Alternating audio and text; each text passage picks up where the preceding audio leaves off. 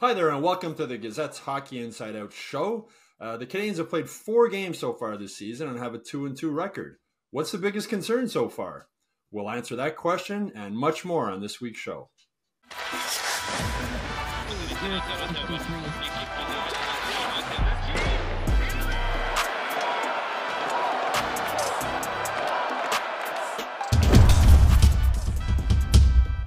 I'm Stu Cowan of the Gazette, joined again this week by our regular panelists, former Canadiens teammates and Stanley Cup champs Chris Nyland and Rick Green. So, Knuckles, what's your biggest concern after 4 games with the Canadiens and a 2-2 record? Same as it was last year, and that's defensive, being able to play defense in your own end. I mean, the Canadiens last year, they scored 244 goals. They had 294 against them, okay? They had all those 5-goal games. They had another one against Pittsburgh the other night, 6 goals against.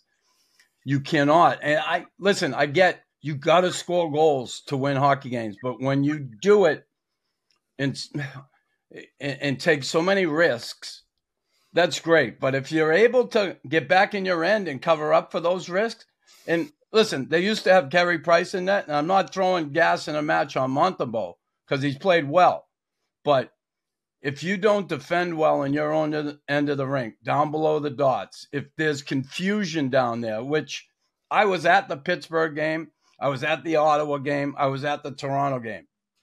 And we know what happened in Toronto. Montembeault stood on his head. There were a lot of grade A chances there, and he was unbelievable.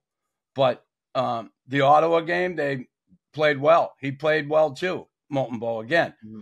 Not that he didn't play well the other night, but boy, though you can't give up those opportunities like they did. And, you know, you look at the top guys in the league right now, and Florida last year, they gave up 2.5, just over 2.5 goals a game.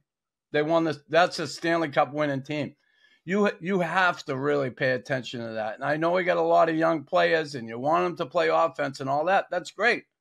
But if you can't defend, you're not going anywhere in this league. Yeah, and let's face it, I think the type of game that they're playing with the defense being so active in every offensive rush, and they have to be really selective on, jumping in at the right time and not getting caught. I mean, how many times do you see their defense, which is fine if they're selective on when they get involved and making sure that they don't get caught, because then you have to ask a forward to cover up and trust the forward. Forward to play defense. But, their game overall is fine to have their D going, but let's make sure that you're not, forcing a situation when it's not right. And then coming back into the zone, like Nux touched on, was making sure you know your responsibility and where you should and shouldn't be, because you just can't give up the type of primetime scoring chances that they're giving and expect to win a lot of games. And, how many times you see the D get caught both behind the net or both in the same corner? It happened the other night, 2 guys on the same side, the rebound right in front, and opposition is the first one to get it. So they have to really concentrate on making sure that the D, because this is the game that they're playing, they're active, but making sure that the opposition, you have to always position yourself if you can, so they have to go through you before they get to the net. Yeah, you know what they could use? They could use a session or a couple sessions with the great Jacques Lemaire on how to play down below the dots. I'm telling you, like and Rick's right. When we played under that system, we always had a defenseman in front of the net. Never 2D. The only time we had 2D in the corner was on a penalty kill, and the weak side forward dropped to the net on the PK, because Lemaire always wanted 2D in the corner because they're used to battling in their own end, and they were strong and they're used to that. But if you got 2D in front of the net and that forward is any confusion with that forward left alone in front, their third guy's usually high in the slot. He's in that no man's land area. And if that puck goes the other side, you got 2D trapped and it comes out quick, you're done. So, yeah, they could use a session with the great Jacques Lemaire. Sorry, go ahead. No, go ahead. I was just going to say that, the defense, uh, the, all through the league are very, very active. They're very seldom they're going to hold their ground and standing in front of the net. It's all about aggressiveness and going. But, you know, if there's a breakdown, I would sure like to see a defenseman playing the guy in front versus a forward, you know, because they're quite familiar with it. But the new game is you go, you pressure, somebody's going to cover for you. And if there's a breakdown, unfortunately, there's good scoring chances as a result of it because you got guys loaded up and overloaded on sides that maybe they shouldn't be at, you know, given times. Well, I know, Rick, you coached for many years after you played in charge of the defense, including with the Canadiens. You know, Marty has that sort of hybrid system where sometimes it's man on man and sometimes it's zone. Is it maybe too confusing? Like when you watch it, are you sort of confused? I am. And, you know, you mentioning that, I've talked to a few people and I'm still trying to figure out what exactly that means. But one thing that I believed in and still believe in, once you get into a situation where you're chasing, a lot of times you're getting yourself tired out because you are chasing and you're not necessarily protecting the area that you should be protecting. And you get breakdowns and you're on the wrong side of the play. You're on the offensive side of the play. So I always believe that, you know, when in doubt, come back to your position, protect the middle of the ice, keep everything to the outside. And at least you're going to be in an area where you're going to respond to any loose pucks or any rebounds. And then you work from the middle out and keep everything on the outside without getting yourself running lefty on the right, right on the left. I had this thing that, you know, I always used to try and encourage the D, you know, you're a lefty. I know it's changed a little bit because they want to be aggressive all over the rink, but let's be a little more selective and say, you know what, I'm not going to necessarily chase all the way over there up to the blue line. I'm going to put the brakes on. He's going into somebody else's area. It's a smaller distance for that forward to get there than me going all the way from, you know, the goal line out to the blue line. So on occasion, I think that aggressiveness is great, but they still have to figure out when there's time to go, when there's time to put the brakes on, and when is time to protect the front of the net and those critical scoring areas. You know, looking at that hybrid system when you're talking about it, and for me, looking at it when I'm at the game, I see down low, it looks like they're kind of playing a zone. I just think they get confused on when to switch at times. Sometimes there's the offensive team creates that confusion and guys kind of get standing still, and they're looking at the puck and stuff is happening. You have to be able to read and react. Lemaire was best at it. He said, listen, we don't play man on man. We play zone down low because man on man, to me, he would say, promotes selfish hockey. Yo, I got my man. I got my man. No, you got to be able to read and react. The game is so reactive that if you're not able to read the play quick and adjust, you're going to be caught. You're going to be in trouble. I think when I look at this team, I think they play a bit of a zone when they're down low with the 2D and the first forward back, usually the center iceman. And when the puck goes up top to the points, I think they mock their men and then they stay man on man. Mm-hmm. But then if the puck goes back down low, they got to switch back now to let's read and react. So I'm not sure it's how I'm reading it, and I sit there and watch it during the game. But, yeah, boy, it's something we worked on a whole lot. You mentioned Jacques there, Knuckles. I know a lot of Canadiens fans and hockey fans sort of criticize him, you know, the defensive style hockey. You obviously disagree, right? Like he like defense wins, right? Defense wins. I mean, you see it all the time. You look what happened in Game 7 last year. They defended well, right? In the end, they defended well and won that game.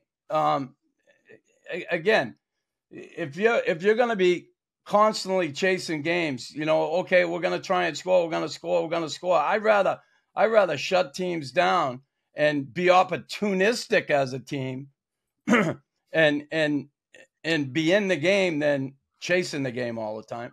And one thing will never change. I don't care. It's a new game. Is, you know, the guys have to know what the responsibility is and when they should go and when they should not go. And, you know, if they get into a game where there's a lot of teams that cycle the puck really well, that are big and strong and they have speed, it's going to be tough on them. And I think that Marty is trying to implement something that's going to take a little bit of time. I'm assuming that they are identifying these areas that they're having problems with, and they're going to, hopefully improve on, so they know each and every guy what their job was. I know when we played, we knew what our job was, what our area was, and who we could rely on to help out in different parts of the on the defensive zone. And I think it's early on. I'm hopeful that they're going to start to learn and understand when to go, when to put the brakes on, and when to protect those big scoring chances from happening each and every night. Yeah, there's definitely times they look confused in their own end. There's no doubt about that. They've looked less confused on the power play, though, this season. After going 0 for 30 during the preseason, Marty St. Louis said sort of in a way he was happy because he never used his top unit, so the other teams never saw what they were going to do. And, since they've scored a power play goal in each of their first 4 games, they're clicking at 23.5%. Last year, they were only at 17.5%. It's been a problem for a long time. Knuckles, have you noticed some changes on the power play or why they've been off to a good start? Yeah, they're just using the best personnel they have to be successful. Moving the puck, there's good puck movement. There is good body movement in that power play. And let's face it, last year, yeah, they struggled, but the preseason 0 for 30, they never had their unit together. Like, it was always different guys, new guys, trying out guys, trying things. So that didn't concern me at all. But certainly the start of the season here, they're doing well on it, and they have to certainly continue that. And, I think now, certainly with Hudson in the mix, when you put him out in the second unit, he's been going out in the second unit, you still have that possibility of creating some good stuff with that second unit with him up top. But yeah, they look good so far. But again, last year, that's in the past. And they certainly look good at the start of the season here on the power play. Rick, what do you noticed?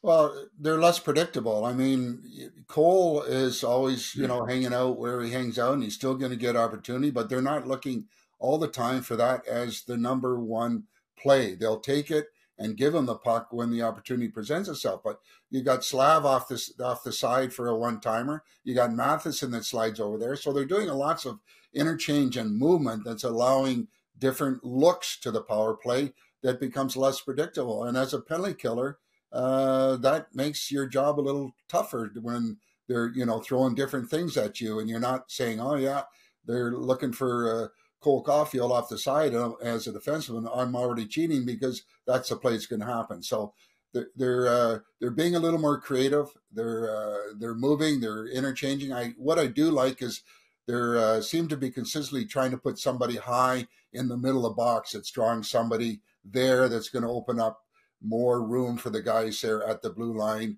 and give them more time and maybe some lanes to thread some good passes through. But overall, they're doing well. They have the personnel that we've talked about a number of times. Now they're getting some results to date where they're getting some goals, they're getting chances, and it's nice to see because they got some good guys, and now they got to get the results. I think I mentioned last week, I'd sort of like to see Hudson and Matheson together on the first unit.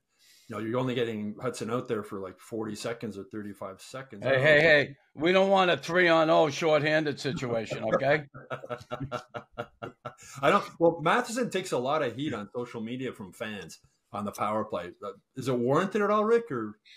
Well, look at, if you watch the way he plays, he's up the ice, and that's what he does. And partners, whoever he's with, you better be aware when he's on there, because chances are that he's going to be caught down there in the offensive zone, and you better be ready to cover up for him. But I mean, that's just his game. He sometimes gets a little bit carried away as far as forcing situations. But he has the ability to skate, and he has the the strength to get back in the event that he has to get back. But I mean, if I was playing with a partner like that, I got as far as the you'd be bald. I'd get as far as our blue line, and that would be it. And then I'll start backing up to the front of the net. But anyways, it's interesting to see how they're trying different combinations with their group. And one thing for sure will never change: you have to work together and cover for each other, because that's the kind of game that they're playing. They're aggressive. They want to force a lot of situations. And that being said, with the defense overall playing pretty well, allowing them to stay up in the neutral zone to take a lot of the speed away in the neutral zone, just because our great forwards that you can trust almost all the time being high and allowing those guys to stay up. Yeah. On the other end, the PK has been really good. Through the first four games, they've only given up 1 goal on 14 opportunities. Knuckles, what's impressed you with the PK? Well, your best penalty killer is the goaltender. I think they've protected well down low, and listen, that can change overnight too. You know what I mean? Same as a power play. So they just keep. When I look at them in their own end, I think they're protecting that middle of the ice pretty good, and they're not letting those passes go through the seam. Those real difficult ones that go through the seam, and you get a one-timer from the other side, and the goalie has to come all the way across. I think they've been really good at keeping it. The other team's shot selection to not such a great opportunity. Those passes through the box are what can really hurt you, and I think they've defended well there. And they also, I think, are making a concentrated effort on getting in those shooting lanes and making it difficult for pucks to get through. And there's a price to be paid there, and the guys seem to want to block shots and get in the way. And obviously, that's a huge part of the success, is guys that want to pay the price and block shots and try and eliminate the opposition from getting their pucks through. But overall, I think that they're being selective as far as when they should be aggressive. They get a good rotation going when some guys the opposition has their back to the play.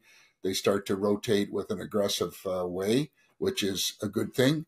And I think overall, like Nuck said, the goalie is your best guy for making your penalty killing looking good.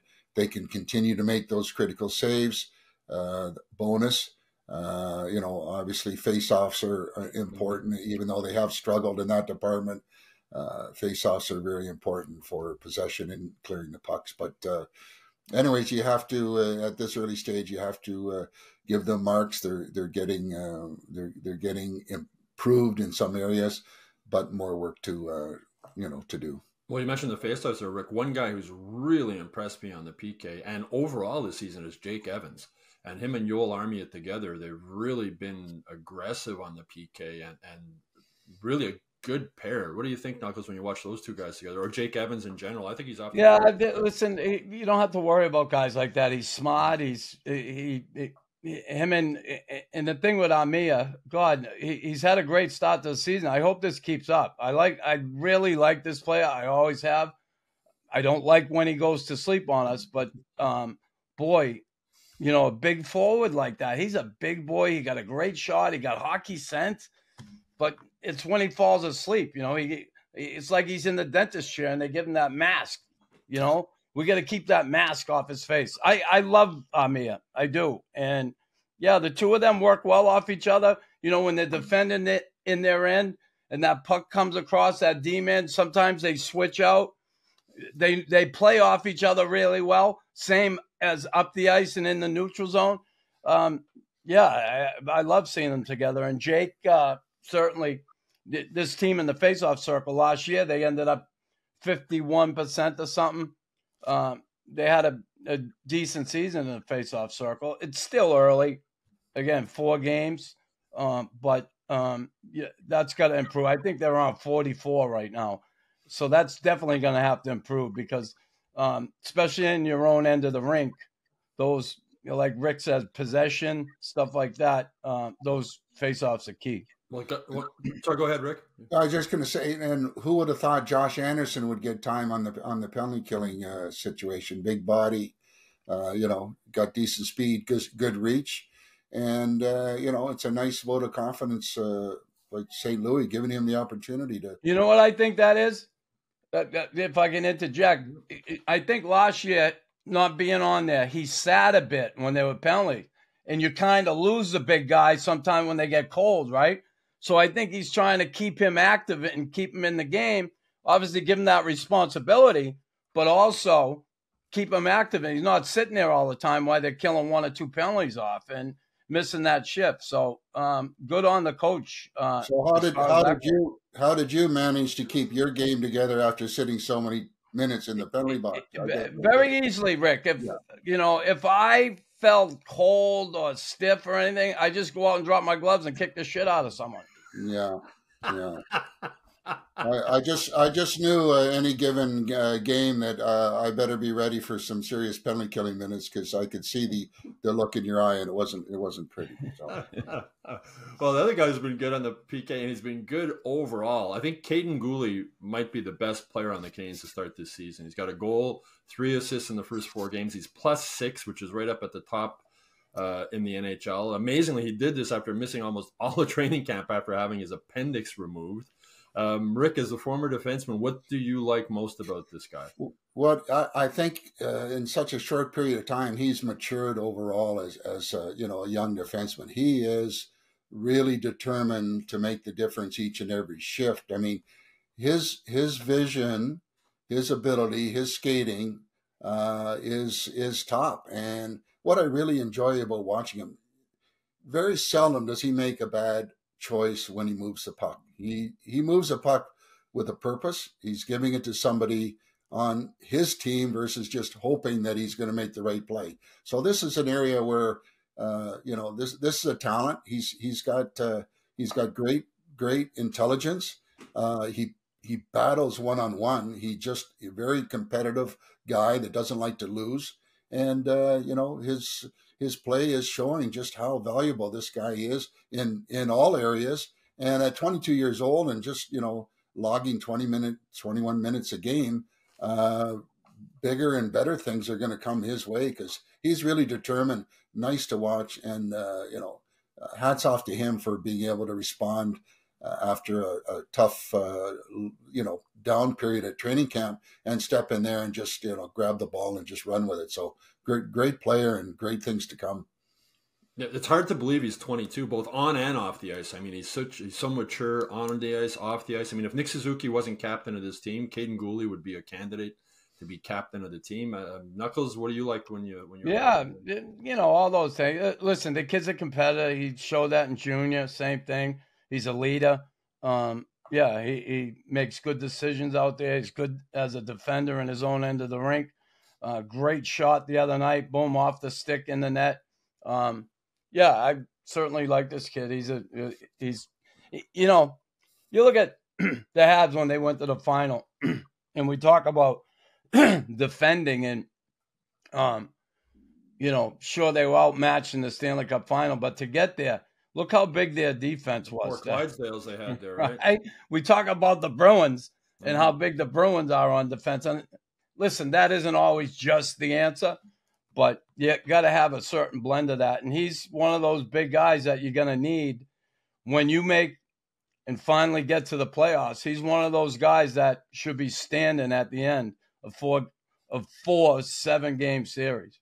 Yep, they had those 4 Clydesdales. It was Weber, Petrie, Schrott, and Edmondson, and they played the heck out of them. The other thing, Rick, that really impressed me about Gooley, left-hand shot, playing on the right side. I know you were a left-hand shot. How difficult is that to do?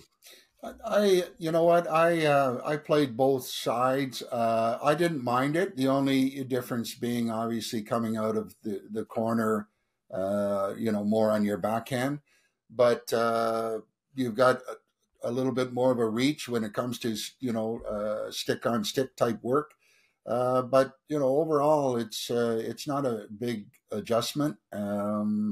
He's stepped right in there like no problem, and he has the ability to do that. And again, you talk about partners back there and how different guys complement each other, and this is a big part of it also that makes each individual's game that much better when you have good chemistry with pairings back there, and you know in advance where your partner's going to be and where he can help you out, and just what you need and what you can't do when you're playing with a partner you trust. And it gives the coaching staff so many options about where they use them. I know they've had him with Lane Hudson part of the time. And speaking with Gooley after the Pittsburgh game, he told me this summer, he's on the ice a lot, like doing 1 hour sessions, working on different things. And he said 90% of the reps he did this summer, he took on the offside because he knew or figured that was where he was going to play this season. And that work certainly seems to be paying off for him. Anyway, that's it for this week's Hockey Inside Out show. We'll be back with a new show next week. With Rick and Chris again, our regular panelists this season. In the meantime, please make sure you like and subscribe to the Hockey Inside Out YouTube channel. Go to MontrealGazette.com/newsletters to sign up for the Hockey Inside Out newsletter. And of course, go to HockeyInsideOut.com every day for all the latest Canadiens news. Enjoy the games this week. The LA Kings are at the Bell Center Thursday night before the Canadiens travel to New York, and they face the Islanders on Saturday. Speak to you again soon.